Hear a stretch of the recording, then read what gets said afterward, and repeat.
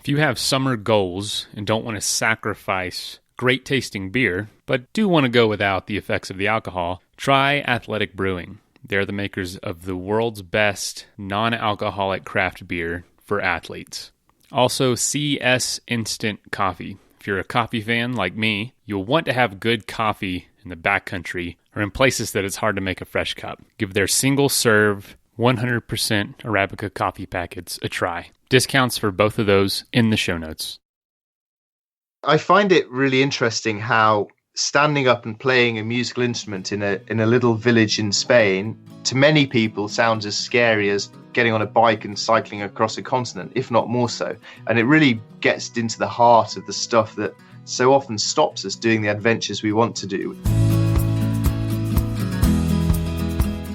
This is the Adventure Sports Podcast, where we talk to athletes, adventurers, and business owners from around the world of adventure sports. Whether you're climbing Mount Everest, starting a bike shop, or getting up off your couch to take your kids hiking for the first time, we want you to have the motivation and inspiration you need to chase that next adventure. The Adventure Sports Podcast is brought to you by Camp Crate, the leaders in fully planned self-guided backpacking adventures, as well as backpacking gear rental. You can check them out at campcrate.net.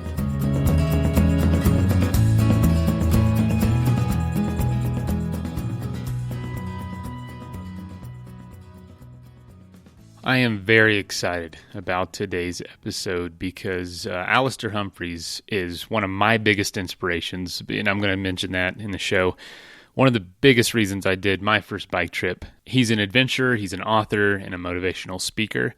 And in his first big adventure, and what he's really, really known for, is completing a 4-year bicycle journey around the world. He was the National Geographic Adventurer of the Year in 2012, and that 4-year journey was 46,000 miles.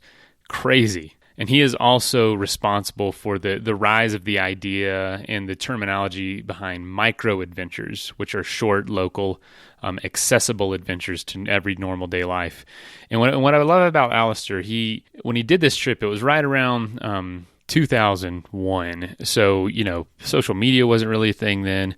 So many things were just not the way they are now. And so he's been able to kind of, his career has taken off because of this, in the sense like his life is different because of this trip. He's built a career out of the outdoors. So we're talking more about that career and what his life is like now and what it's kind of gone through. But he's done other things, like he did a 150-mile foot race across the Sahara Desert where he broke his foot, but he still completed the event. He has rowed across the English Channel to raise $1 million for a nonprofit. He has rowed across the Atlantic Ocean. I mean, just crazy stuff. And then a few years ago, he had a film come out called Into the Empty Quarter, which documented his walk across the Empty Quarter Desert with Leon McCarran. And he's just an absolute quintessential British explorer, but modern day. So it's more of adventure based than it is exploration in today's world. But he's a pleasure to talk to.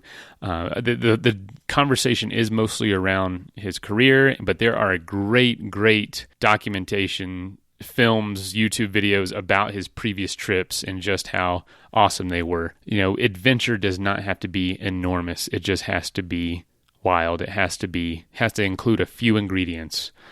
And he proves that by talking about his most recent adventure, which was busking, street performing. If you don't know what that means, I didn't. Across Spain, where he would street perform for money to pay for moving on to the next place. And he did that because it's totally out of his comfort zone, and he's a terrible musician. So it was an adventure, to say the least. And so I'm so stoked to do this episode, and hope you enjoy and have a great weekend.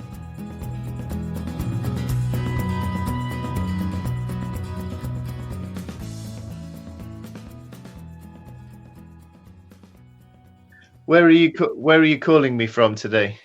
I'm supposed to ask you that question now. I'm coming from Denver, Colorado. That's home. Okay. Yeah. I briefly was there a year or so ago doing a talk. I did one talk in Boulder and then one talk in a very boring hotel in Denver, a flying visit.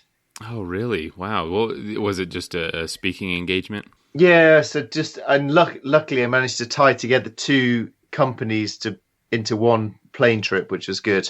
Oh, perfect. Yeah, it was just a brief visit, but That's awesome, man. That's great. And so where are you coming from today?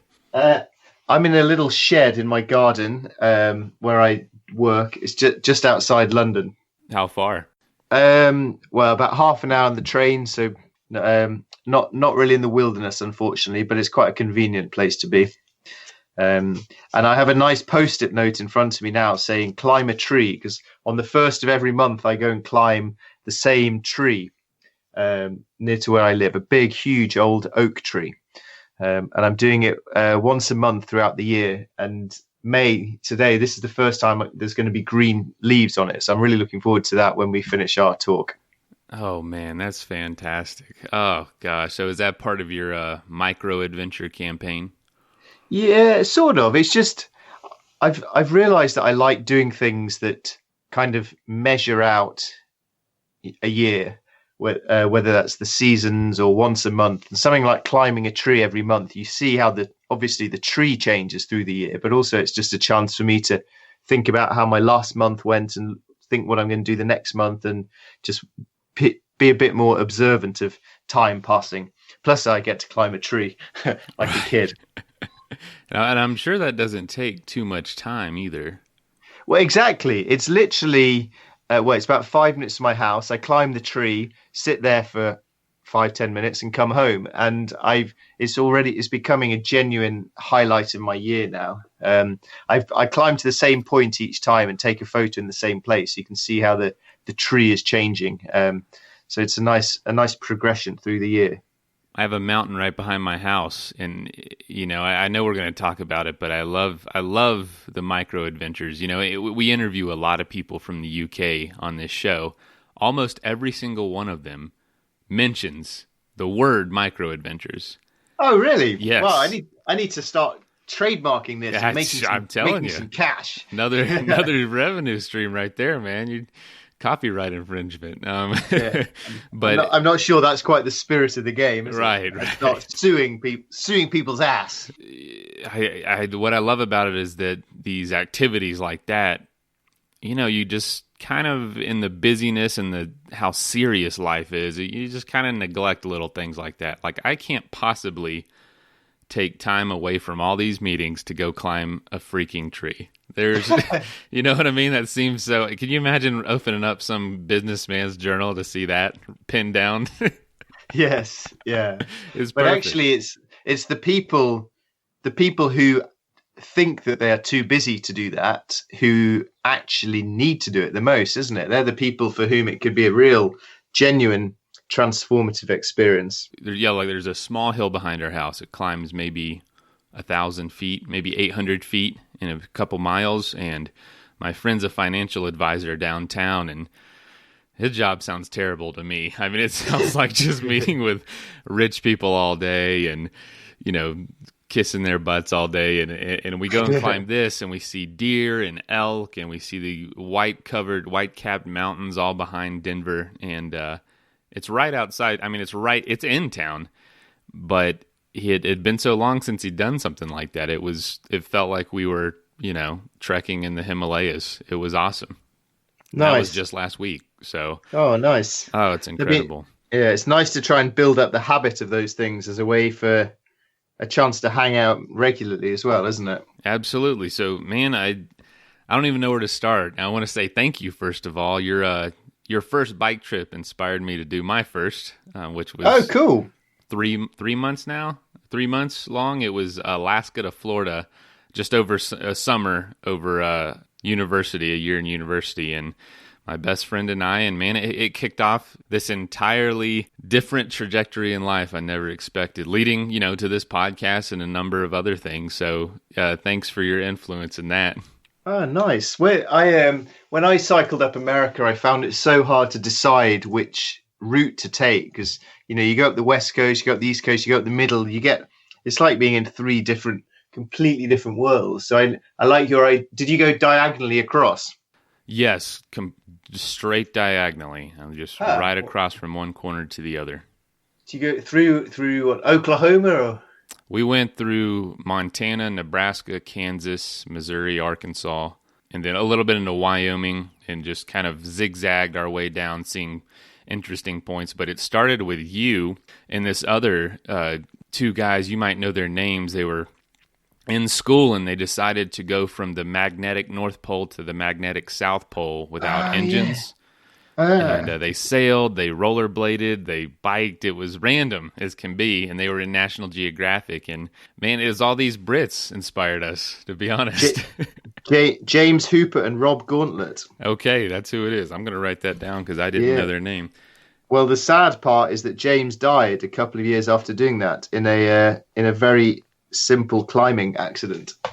No kidding. Yeah, just on a holiday, not even a sort of expedition climb, just climbing with a few buddies. Yeah, he was really, really young. You know, I think that now that you mention that, that does ring a bell about something. I think I looked them up afterwards, and oh man. Yeah, and we just had a tragedy in the mountains a few weeks ago in Canada. A couple of big name climbers got caught in an avalanche, and yeah, it happens. That's terrible. Yeah, that's another reason to stick to microadventures. You can come home to see the kids. And now you speaking of which, you have kids, don't you? I do. I've had them entirely removed from my internet adventure life for many years. Is that intentional then? It has been, yeah. Just trying to make your career out of the internet is such a weird thing to do, and and building a brand around yourself, and to some extent having to sort of show off about yourself, and I have to be very careful not to start believing my own BS. So I've been, for various reasons, I really wanted to separate my real life from my adventure online life. So I kept them very separate for that.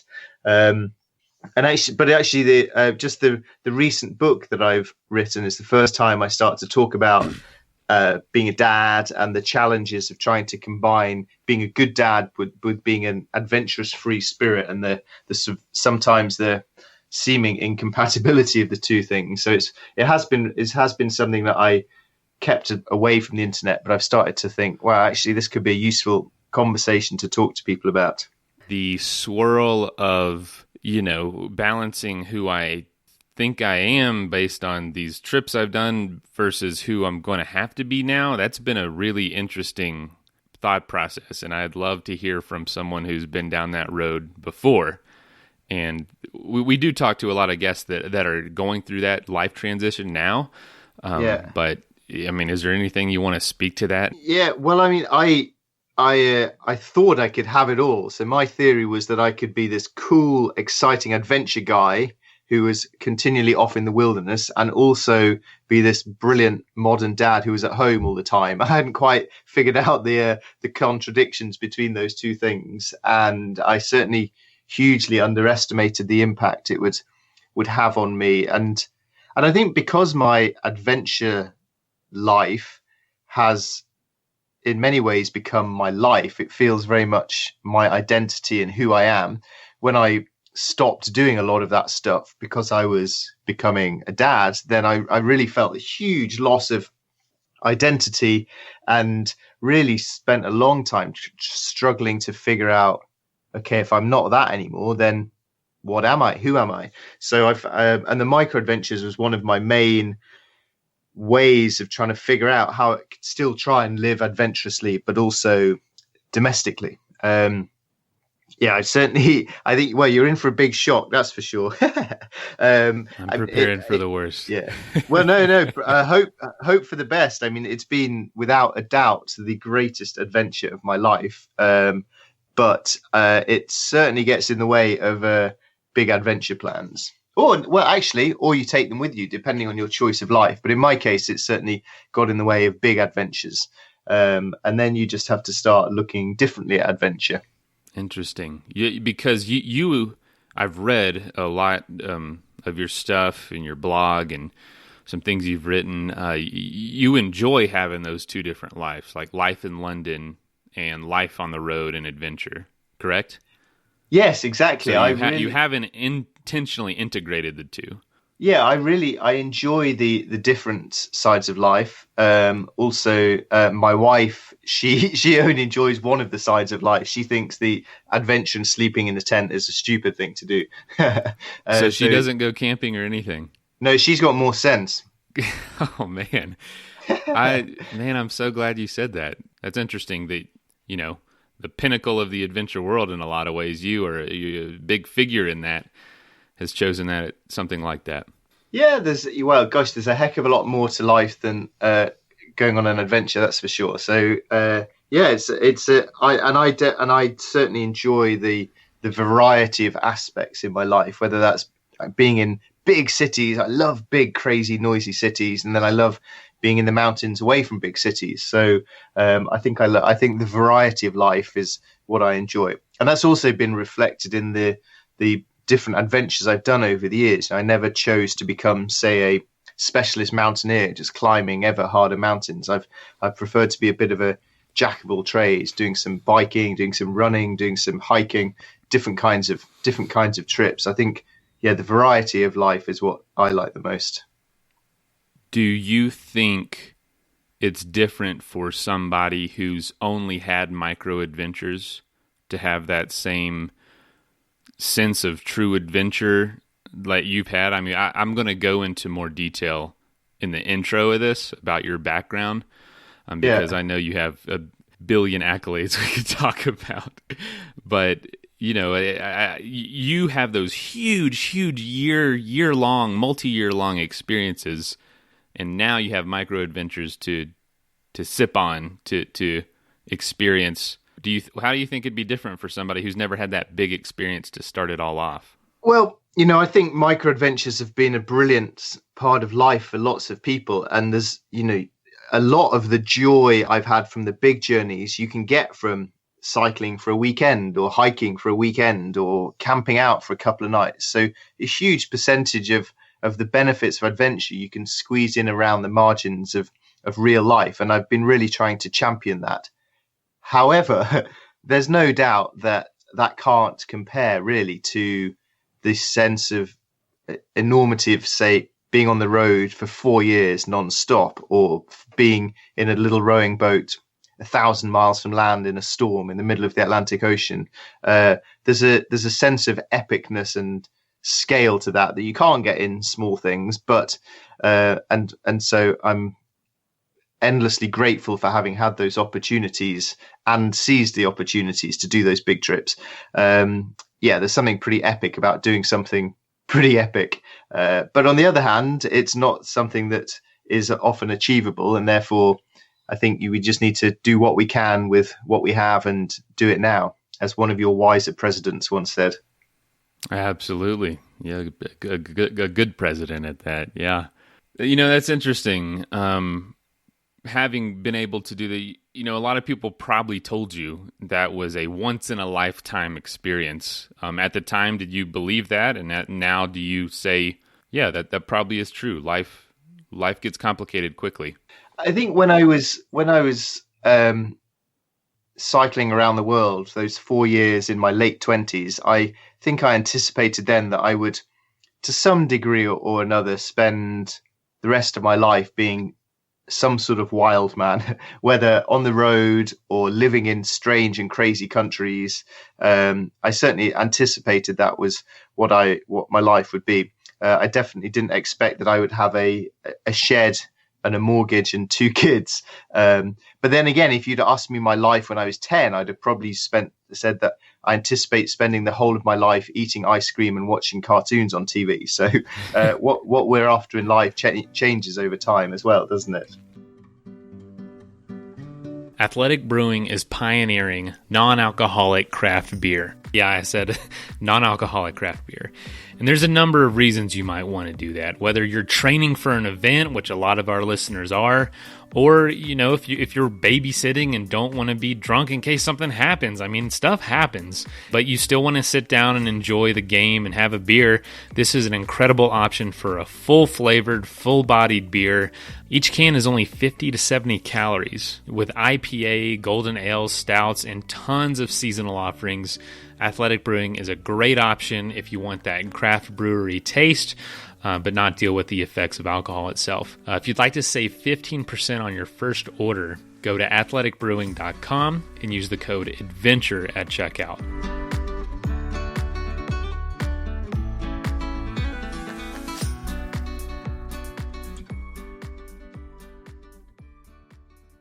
This episode is also sponsored by CS Instant Coffee, 100% Arabica coffee with compostable packaging. And you can find them at csinstant.coffee and use adventure at checkout for 20% off. Absolutely. And speaking of that, you've mentioned before that your career has been non-strategic in just kind of how it's unfolded. Has that changed at all now that you have more responsibility? Yeah, I think I get a bit torn in life between trying to plan so that you can head in a direction you want to be going in life, because you can't get everything you want right now. And a lot of things you have to work towards for many years. So in my case, that's making a living out of the adventure stuff. So there's a case for planning ahead. But there's also the argument of you don't know what you're going to want to do in life in 10 years. So you should get on with what feels important and exciting and meaningful right now, and just try and do your best to not close off too many avenues through those decisions. So in my case, that meant years ago, I thought, I love adventure stuff and I really don't want to sit in an office. So I'll just go and do a load of talks to schools and elementary schools and high schools and earn enough money just to stay alive while I write a book. Right. Because that's what I want to do right now with my life. And then that has progressed from doing school talks and writing magazine articles to now just making my whole living out of doing adventure stuff, but with the slight pressure now that I need to pay for a mortgage and middle age, my first ever prescription reading glasses. So yeah, your needs change. the needs of the reasons why you're doing your work, I suppose, change over time. But I still wake up with the same joy and excitement of thinking, wow, great, it's a day in the office today. I absolutely love what I do. Wow. So I mean, I don't know if this is a front or just how you come across. Are you a happy person, truly? I'm very happy when I'm doing stuff that makes me very happy. And then I'm quite grumpy when I'm doing stuff that makes me grumpy. And that sounds like a bit of a... So you're like the rest of us.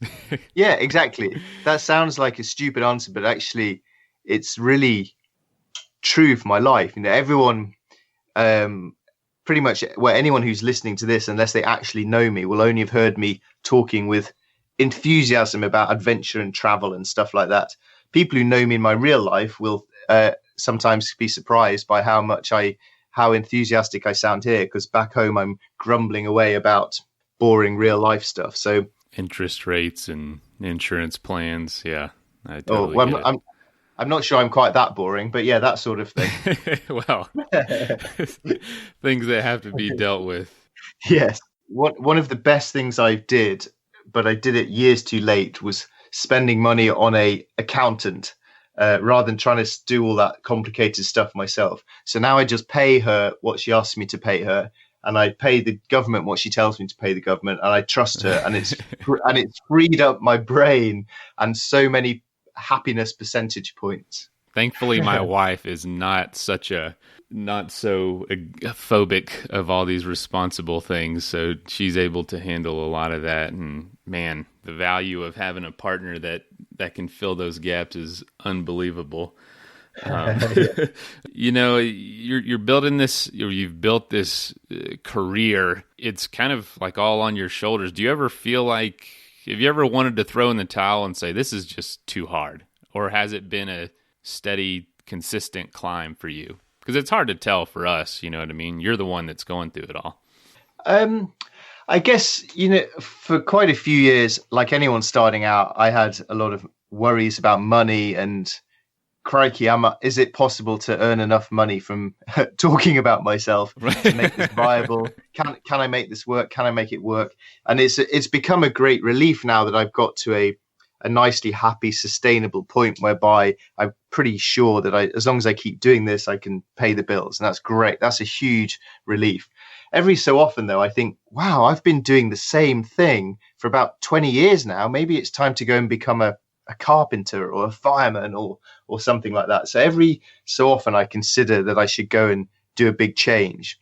But then the trouble is I can never think of anything that is so much fun and requires so little actual hard work as what I'm doing now. And therefore I just keep doing what I'm doing. And the third aspect of me thinking that is a serious one, in that it's like the old story of the golden goose. You know, I'm the golden goose of my life and my business. So in order for me to have a living, I need to keep doing interesting stuff and writing and talking about it. And that means that when I'm 60, I might have to go and sleep in a tent on some mountainside when I'd much rather be sitting on the sofa watching TV. So I'm conscious that I'm kind of playing a young man's game with no exit strategy. It's like a beautiful bartender that begins to age. You know, so sometimes a younger, prettier person's going to step in one day and kick you out of your job. Yeah, exactly. Well, you know, I've started to do quite a few bits of work for different brands now, so making films for them or stuff like that. And I just had my first rejection this year on the grounds of I don't appeal to millennials. Really? What was that about? It was some brand wanted to, showcase their product, and they decided that if I was doing it, that wouldn't appeal to millennials. So that was my first wake-up call that I'm getting old. Wow, man. That is funny you say that. We had some young guys on the show a couple weeks ago, and we heard from all these high school and college kids saying, wow, it was so refreshing to have a young person on the show. And I'm thinking, hey, I'm not old. Like, what are you talking about? I'm still young. But I'm like, yeah, to them, we're talking to a bunch of mid-30s, maybe early 40s-year-olds. And to me, that's not old. But, to them, it seems like a lifetime away. Yeah. I'm sorry. How did that rejection feel? I think I'm too old to care about things like that. But it did make me realize what you're just saying, that the sort of people who are interested in the stuff I talk about, I think a large number of them have grown up with me. They've started reading my stuff when I was cycling around the world, and then I've got older as they've got older. And it did make me think, I wonder whether 18 to 25-year-olds have much interest in what I say, and if not, does that matter, or should I try and change? And pretty much the answer I came up with is what I always come up with, and I'm not sure if that's because it's a good answer or it's because I'm lazy. But the answer was, I think I just need to keep doing what I do it for the reasons that feel important to me, not for other people's reasons. Keep doing it as well as I possibly can, and then hopefully everything will work out all right. And generally, when I've stuck to that policy, things have gone well. The times when I've tried to chase fame or fortune are when it generally doesn't go so well, and I end up hating myself. Yeah, I would totally agree. Don't try too hard to be someone you're not, for somebody you're not, because, man, maybe you won't appeal to millennials or whoever's next, but you know what? If you're going to be working on the middle-aged crowd right now, I promise you, there is an endless market for angsty parents who want more adventure in their life. Well, every other one I talk to. Yeah, for sure. And microadventures, the whole world of microadventures has opened that up to me so clearly. And I've actually recently started a new email newsletter called Living Adventurously, which is me trying to figure out my own life, I guess, but just articulating it through newsletters about trying to just live adventurously within the constraints of normal real life. And the emails I've been getting in response to that, they definitely show me that there is a large market of frustrated adventurers out there. Absolutely. We've had some guests talk about, transitioning from adventure to more professional life, and why that's not a bad thing, and why that's, their desires change in time. And that is just something I guarantee the 25-year-old version of you could never understand at 25.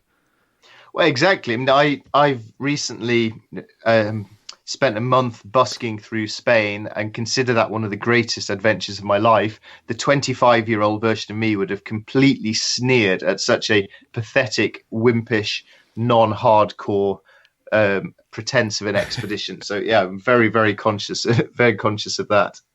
That's funny.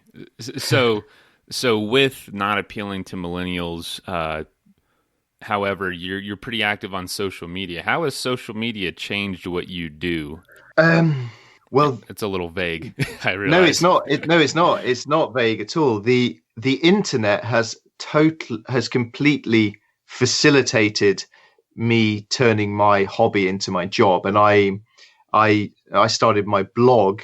Although it wasn't called a blog then, I started it in the year 2001. So I've seen a lot of transition periods for how people use the internet, and social media coming in, say, the last 10 years has for me had a lot of advantages and disadvantages. The chief disadvantage in my mind is the complete race to the bottom in terms of shorter attention spans, less challenging articles, easier things to write, just a dumbing down of stories. I find that frustrating.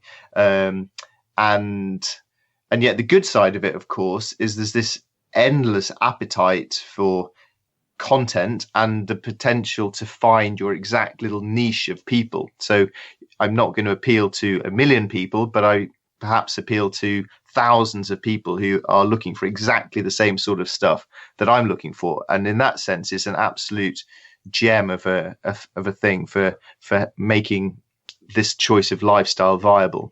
One of the main difficulties is to try to remember why I'm doing adventures, as in when I'm up on a hilltop, I should be out there because I want to do it, not just because it'll look great on Instagram. And the second aspect of it, which we touched on earlier, is I need to remember that social media is not real life, and I should not necessarily believe everything I see or even put on social media, and just keep myself grounded in reality a little bit more. Is that something you struggle with? No, it's one of the reasons why I've chosen so vehemently to separate my real life from my internet life. You know, there's huge amounts of things that I do in my life that it just never occurs to me to get out my phone and tweet about. And I'm really glad of that separation thing. So the only struggle comes really when I'm out doing something vaguely adventurous. That's when I'm starting to think, in the back of my mind, I'm thinking, hang on, this isn't just a bike ride. This is work. And then my brain starts worrying about, I should try and tell some sort of story about this, which is a bit annoying, but it's a heck of a lot better than most day jobs. I'm very aware of that. Wow, man. I didn't know that was an intentional thing for you, because I'll be honest, until I started researching for this interview, I did not know you were married and had kids. Well, yeah, I mean, I've deliberately kept them completely apart, really, just for some sort of sanity thing. And actually, how do they feel about it? They feel fine. Yeah, it's my wife doesn't write about me on her office LinkedIn page, so I don't think I don't feel too sad about that. The change for me really was a couple of things. One was I was noticing increasing numbers of people yearning to do adventures, yearning for microadventure stuff, that sort of thing, but struggling because of the constraints of real life, of family commitments essentially, and I realized that I was in a position to try and perhaps help these people by talking about that, and yet I never had chosen to do so. And the second part was as I was writing my book about Spain, which was, on the one hand, it's a simple adventure story of busking through Spain with no money, but to leave it as only that was missing out a huge part of why I did the trip and why it was important to me, which was as a way of me trying to try and resolve a lot of these conflicts and dilemmas and being pulled in lots of directions that I was facing in my own life. And that trip was a way of me trying to consolidate it all and sort my head out and accept that middle age had fully arrived. And so writing that in the book forced me really to think, right, well, I just need to now tell the world about this sort of stuff. It's And what I have to do now is make sure that I keep a separation in my head from work and real life still. What is busking? I'm not familiar with that term. Oh, sorry, busking. Busking is when you stand up in the street and play a musical instrument and someone gives you money. Oh, so like panhandling or like a street performers, we call Yeah, them. exactly. Yeah, Wow. yeah. I didn't know so what that. did you do? Okay, well that's interesting. I need to translate this for my That American might be a brethren. term. I definitely know people that do that. I just never heard that term before. Okay, Yeah.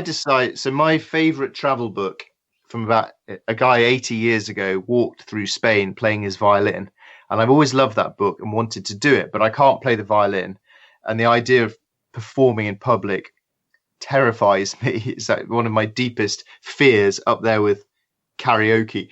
So I decided that as a way of trying to again change the way I look at what adventure means to me, rather than just going off to do some tough guy adventure thing, what I should really do was something that really scared me and really was filled with risk and the chance of failure, which was to go and busk, to play my violin through Spain for a month, and to make it spicy, to do it without a wallet or credit card and only surviving from the money I earned from my very, very bad violin playing. So you can't play. No, I'm do really people pay you to stop playing? well. Yeah, I am that kind of. I'm as bad as that is what you'd expect. I'm really, I did 7 months of lessons before I set off, which for the violin is really not very much practice at all. So I could play 5 songs of about 20 seconds each. And they were very, very, very, very bad indeed. People would walk down the street in Spain looking at me with this strange look on their face of, what on earth are you doing? You're clearly not from Spain. So what are you doing in our country playing this terrible attempt at music? It was very, very embarrassing, nerve-wracking, but quite amusing experience. That had to be terrifying. Yeah, exactly. And I find it really interesting how standing up and playing a musical instrument in a little village in Spain, to many people sounds as scary as getting on a bike and cycling across a continent, if not more so. And it really gets into the heart of the stuff that so often stops us doing the adventures we want to do, which isn't the practical constraints of not having a good backpack. It's more the fears and worries and what will people think about me, or people like me shouldn't be doing this. I'm a grown man. I should be doing a spreadsheet or something. These inner fears and vulnerabilities that stop us doing so much stuff. That I think was at the heart of this hike through Spain.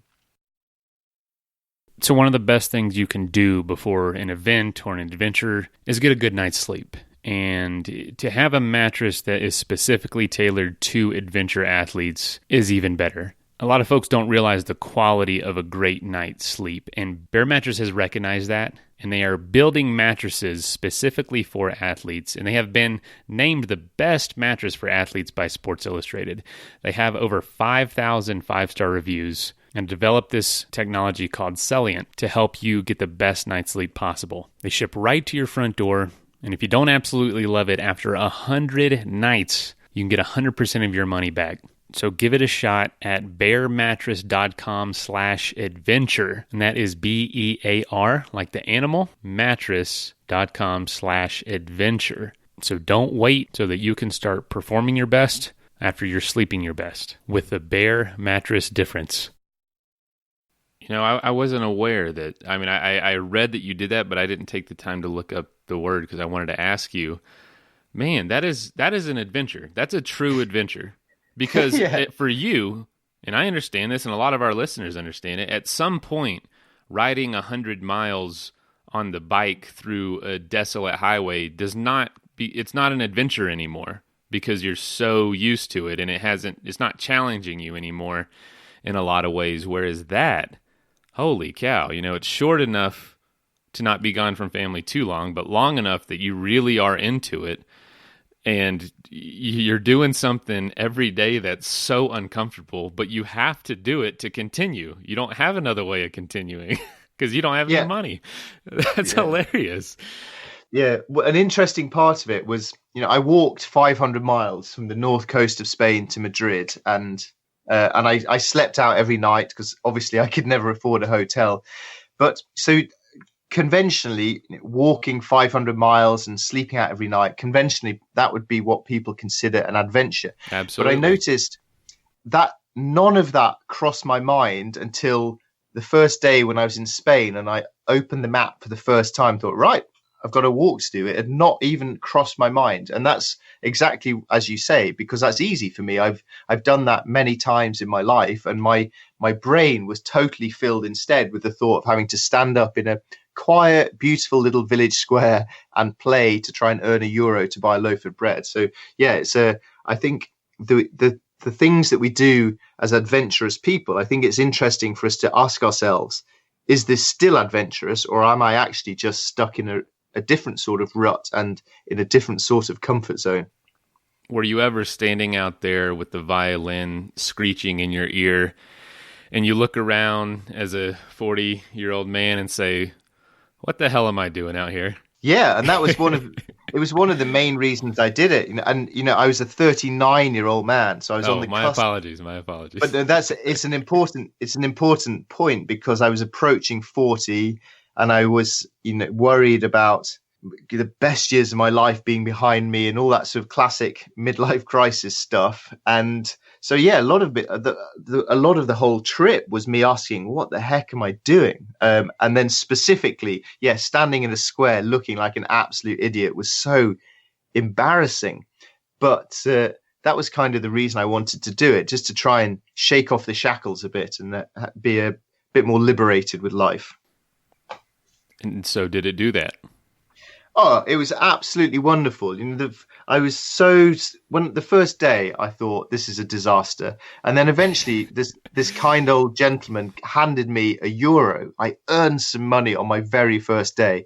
And it was the most thrilling way I've ever earned money. It was incredible. And from then on, the whole month was just completely filled with joy and excitement and thinking, wow, this is exactly what I'm looking for in my life. It's adventurous, but in a different way to what I've done before. It's really challenging me, but in a fresh way.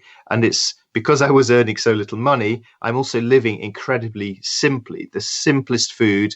And then all I have to do every day is walk 20, 25 miles and find a hill to sleep on at night. And the sense at the end of the day of thinking, wow, I've done everything that the day asks of me, and I'm now sleeping out under the stars. It was just a joyful, brilliant, wonderful adventure. That is adventure.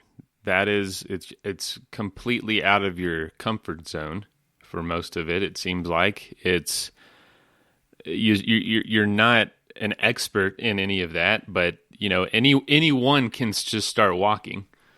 Anyone can start doing something so simple, but adding all those elements of not bringing your own money. Yeah, man, that's exactly what adventure is. So is it safe to say you're not going to ever be the type of person that needs to climb Mount Everest to complete their adventure resume? I spent 5 years trying to do a very, very big and difficult expedition to the South Pole. And in the end, I had to pull out of that because two little kids came along, and it didn't seem the right thing to do. So that I'd be lying if I said that doesn't sit in my mind as a significant regret for not having done this big elite challenge that I set my heart on for so many years.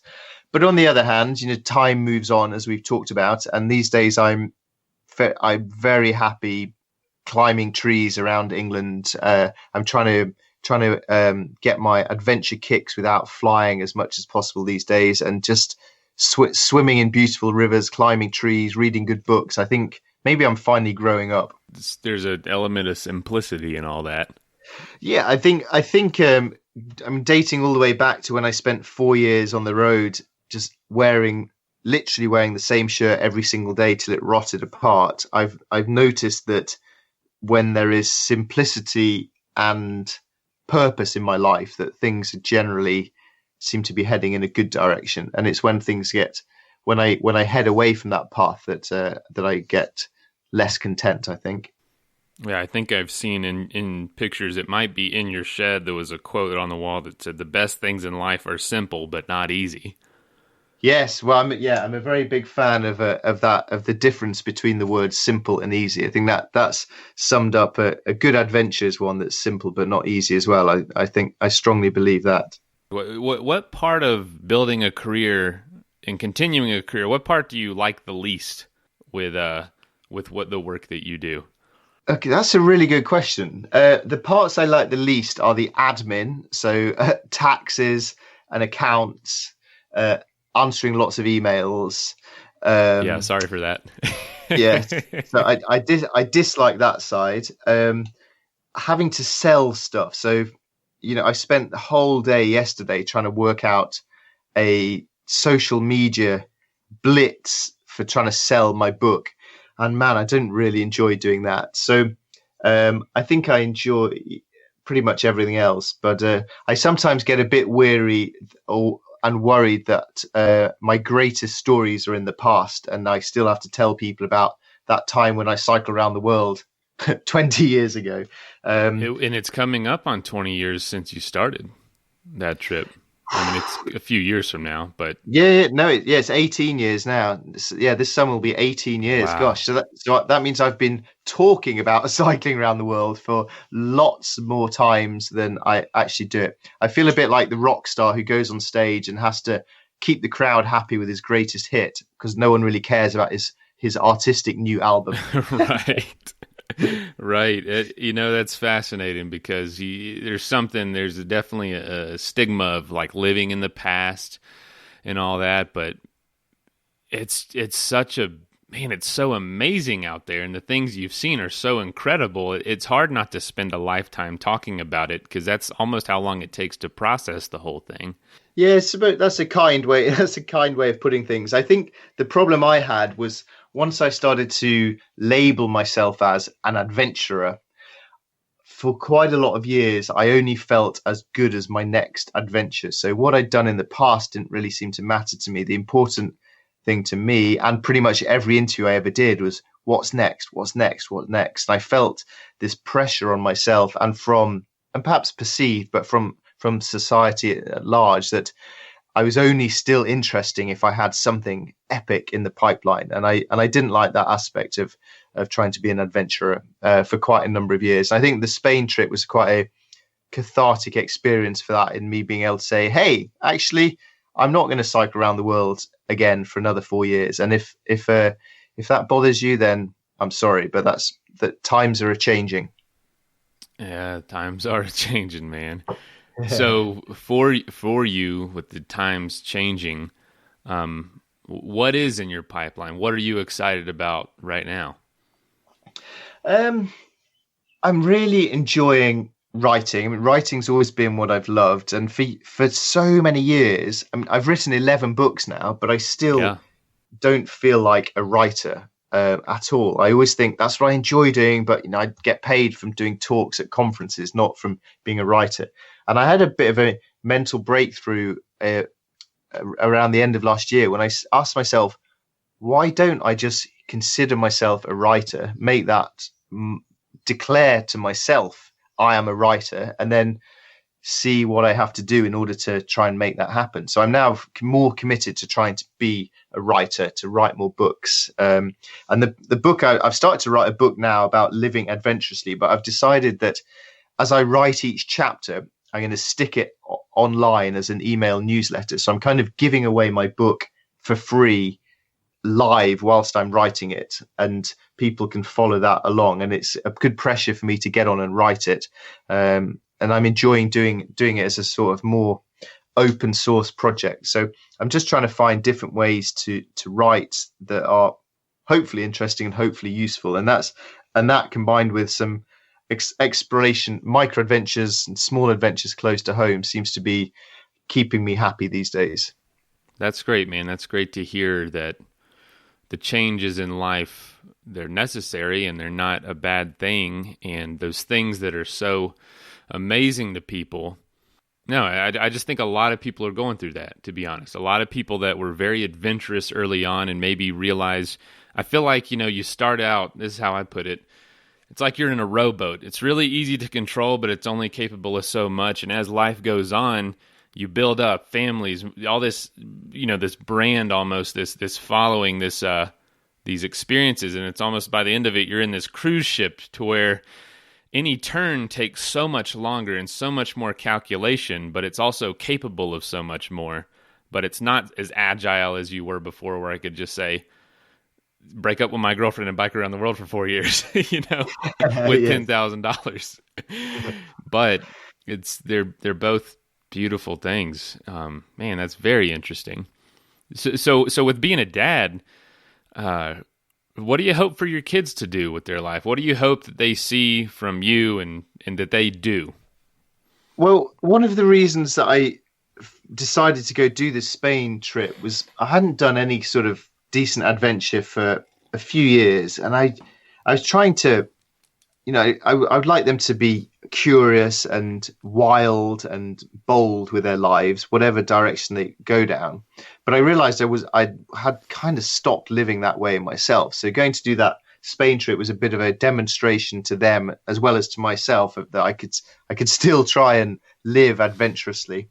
So that's all I want from them really, is to choose their path consciously, not just follow the herd, choose the direction they want to go, and then do so with great enthusiasm and to be as weird and curious and wild as they dare to be.